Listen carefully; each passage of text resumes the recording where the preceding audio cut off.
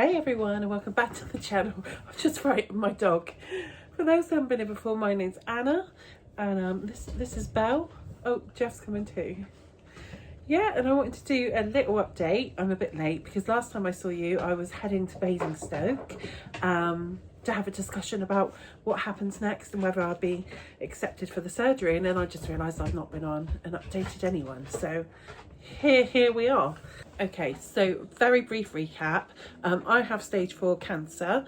I have colon cancer. So stage 4 means that my cancer has spread to like distant organs.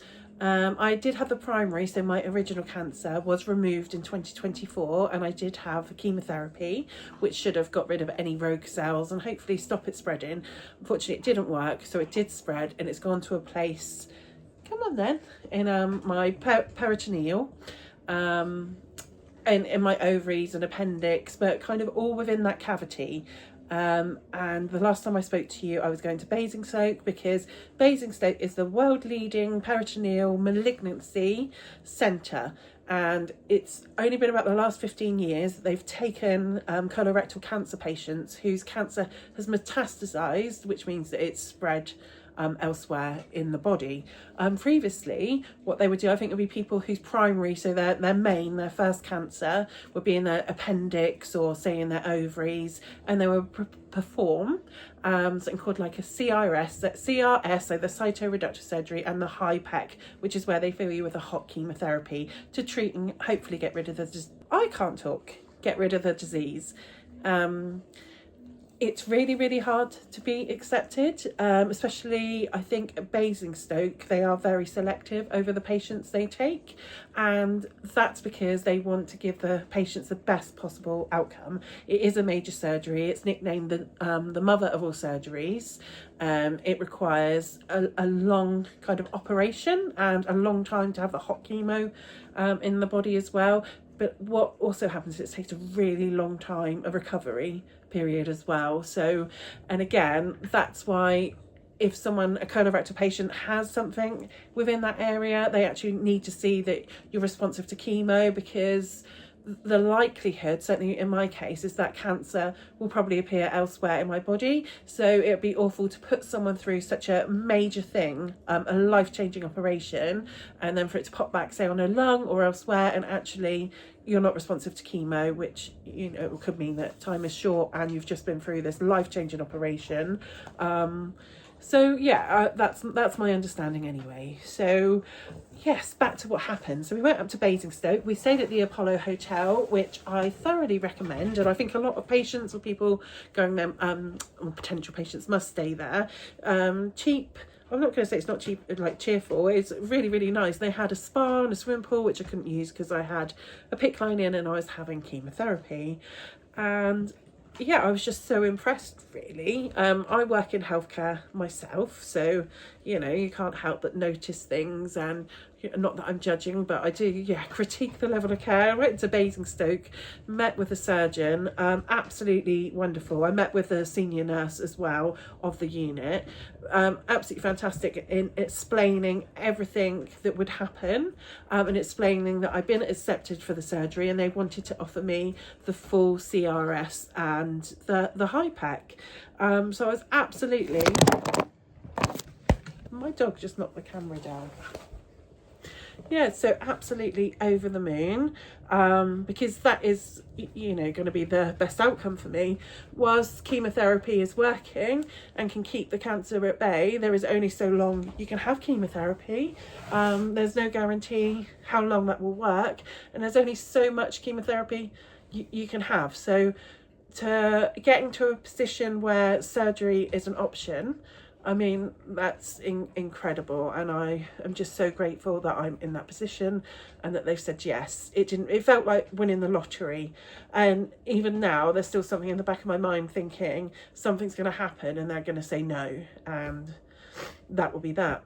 And although they don't, you know, it's not a cure, so it's not, how do you want to say, they sell it as a cure. I think it's actually described as a palliative operation, because you don't know. They can do that operation and then the cancer, you know, I know people where it's come back in 6 months or it's come back in a year, and for some people where it's never come back. So it really, I don't think it's sold as a cure, but it can cure. And I'm just got to keep that positive and optimistic mind and think, yeah, it's gonna cure me, and why not? You know, it does happen to people, and I just think through this journey, you know, I've got to have some positive. But whatever the outcome, I'm very hopeful that at least the least it's going to do is reset the clock, because when when your cancer is spread to the areas mine has, it doesn't have the best prognosis. But I don't want anyone to be sat thinking, oh, good, you know, they're in the same situation as me, because cancer's just awful. You know, and with where that cancer is, no, it doesn't always have the greatest prognosis. And I was at the point where I didn't have a great prognosis. Now I'm sat here, you know, preparing for surgery, which could potentially cure me. So, and that's the thing, that's a really hard thing with cancer, is it's not just one road and this will happen, that will happen, that will happen. There's many things that can happen at each stage, and it's so different for everyone. And also with the cancer, so although I've got colon cancer, I've also got the mutated CRS, I think it's the G12 mutation.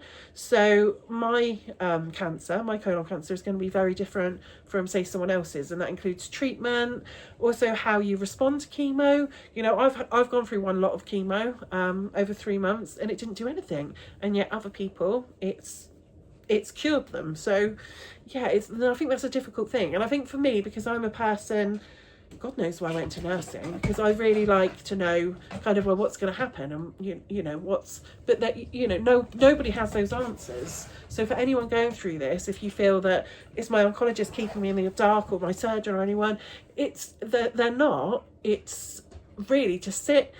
People don't have the time, which is such a shame, but they don't always have the time in the NHS to sit and explain for every eventuality. And also, people don't want to like scare you as well. So I am a nurse, so I do have a bit of medical insight, and I've been through this with my own family as well. But I have learned, my dog's going to knock the camera down. I have learned, you know, a lot, because I've become, because it's affected me. So I've looked into things and I've researched. But yeah, it's just so scary. It is, but with any cancer, you know, I could be wrong about this, but with anything, with any, you know, surgery is the way to go, because they're going to physically, you know, remove that from your body. So what my surgery will look like, I made the assumption that they would go in and take any organ away that I didn't need. So I was thinking, well, my gallbladder, my spleen, you are so needy, everything they don't need. But actually, the plan that my surgeon is going in with is to remove my ovaries.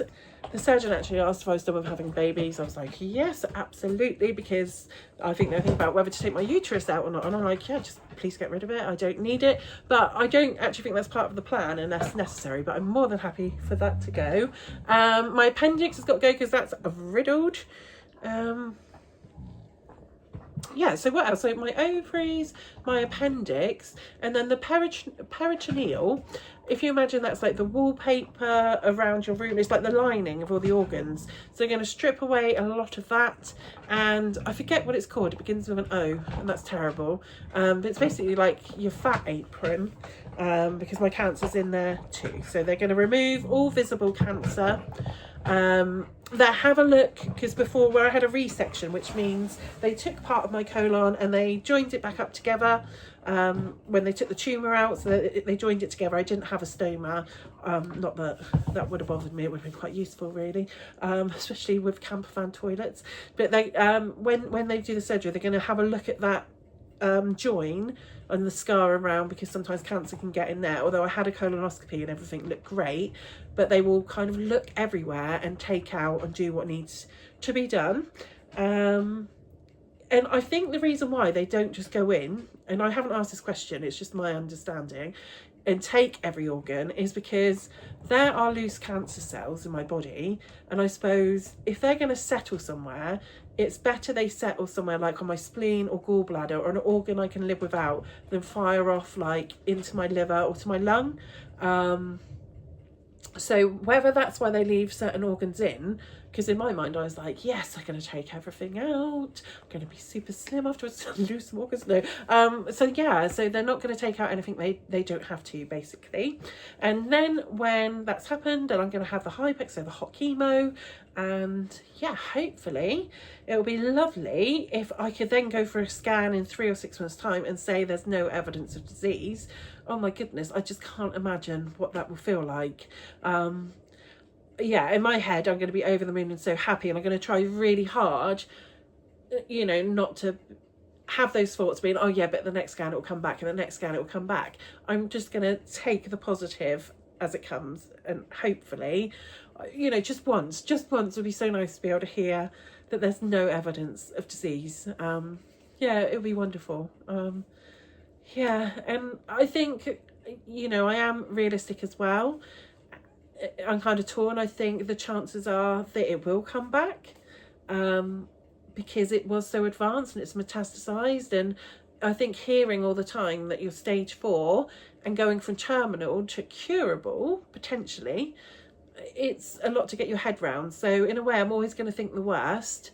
But if anything, I've learned from this journey that even when you're going through the absolute worst and you've been told the absolute worst news, you know, look how things can change.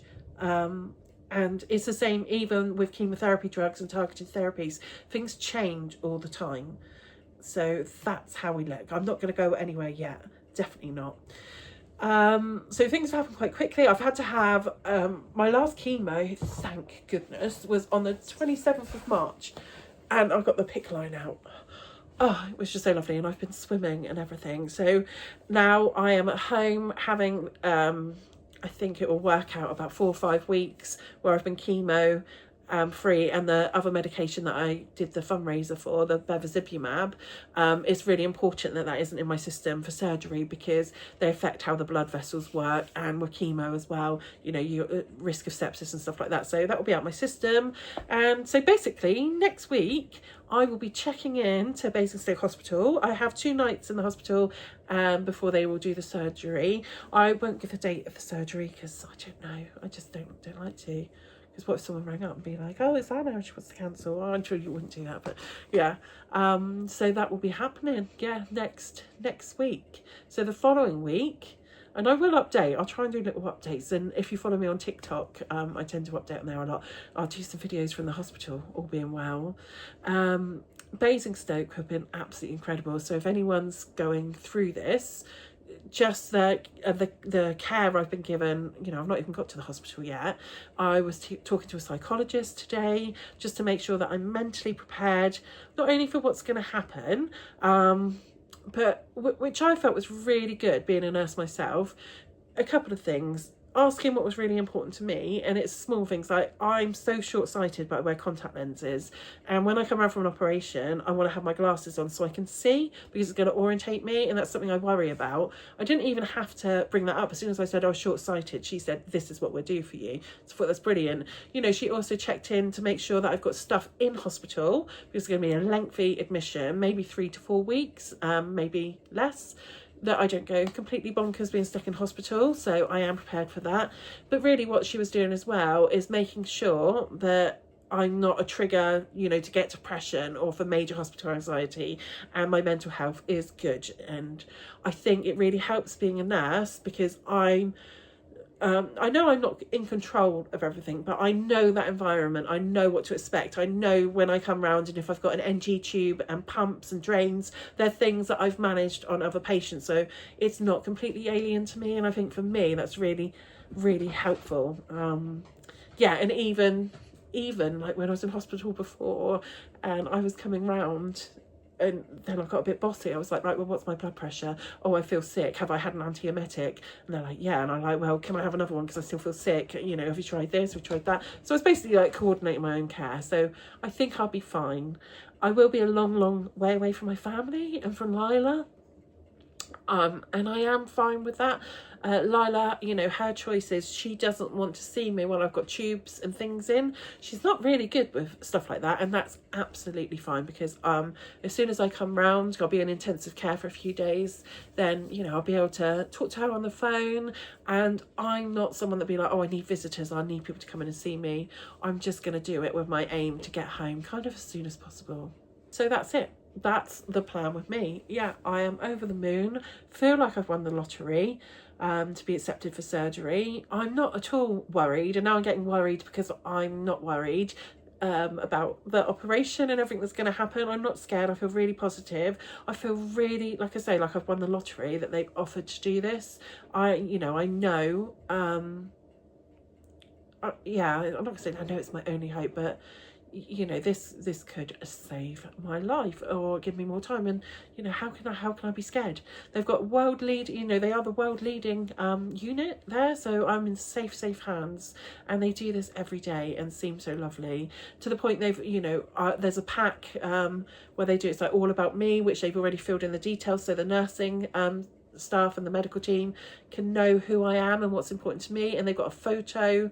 It's brilliant. It's an absolute brilliant practice that I've seen so far, and it's something that really should be implemented in the trust kind of where I live, or in every trust, you know, because people that go for planned surgery have someone check in on you. You know, are you at risk of getting depression whilst you're in hospital? And it's those things that, you know, they can identify and probably stop lengthy hospital admissions as well. It's brilliant practice. So yeah, so the next time you see me, oh, I was gonna say the next time you see me, I would have had the operation, I'll tell you all about it. But I was thinking about trying to get out as much as I can in the meantime. So I've got something to do in hospital, like editing videos and stuff. So you might see me before. So if you see some random videos pop up from even pre-cancer, then that I've been keeping myself busy. But yeah. So thank you so much for watching and listening to me rambling on. If anyone is going through this and has any questions at all, or if you're waiting to see to be seen by Basingstoke or Christie's, or if you've had a HIPEC, you know, please comment down below and we'll have a chat. All right, so take care everyone, and I will see you on the other side.